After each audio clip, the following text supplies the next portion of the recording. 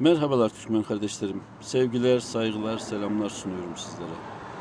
Ben bir Türk vatandaşı olarak Türkmenlerin yapmış olduğu bu mücadeleye karşı destekçi olmak amacıyla bu videoyu çekiyorum. Prezidentinizin yapmış olduğu baskılar, diktatörlük rejimi uygulamasında göstermiş olduğu artık insani olmayan tavırlara karşı bu videoyu tepki amaçlı size gönderiyorum.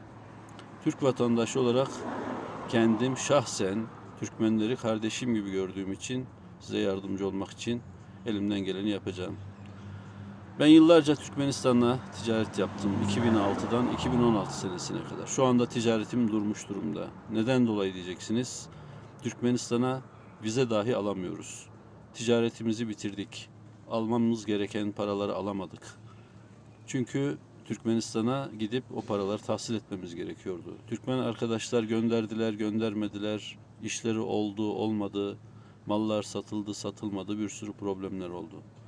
Ben şu anda başka memleketteyim. Yine yabancı memleketteyim ve burada çalışıyorum. Ben şu anda Türkmenistan'da olabilirdim. Türkmenistan'da yaşayabilirdim. Fakat diktatörlük rejimi sayesinde Türkmenistan'a giremiyoruz dahi. Ticaretimi yapamıyorum. Benim gibi yüzlerce Türk arkadaş da aynı şekildeler. Orada çok büyük inşaat firmaları şu anda deport edilmiş durumda, paralarını alamamış durumda. Sadece Türklere karşı değil, Türkmen kendi halkına da bu zulmü yapıyor.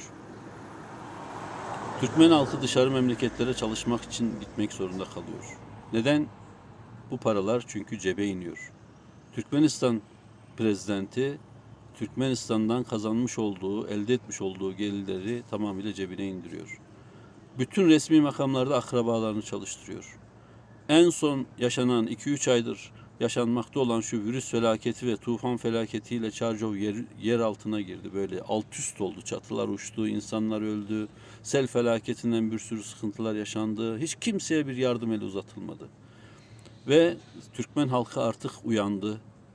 Ayaklanmaya başladı. Kendisi artık bunları anladı.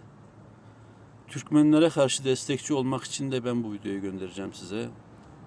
Benim yüzümü isterseniz bu şekilde lanse edin, isterseniz kapatarak lanse edin. Ama konuştuklarımızı Türkmen insanlarına duyurun. Ben Türkmenistan'ı çok seviyorum. Türkmenistan'da iş yapmak istedim. Uzun yıllarda iş yaptım ama şu anda yapamıyorum ve başka memlekette yapmak zorunda kalıyorum.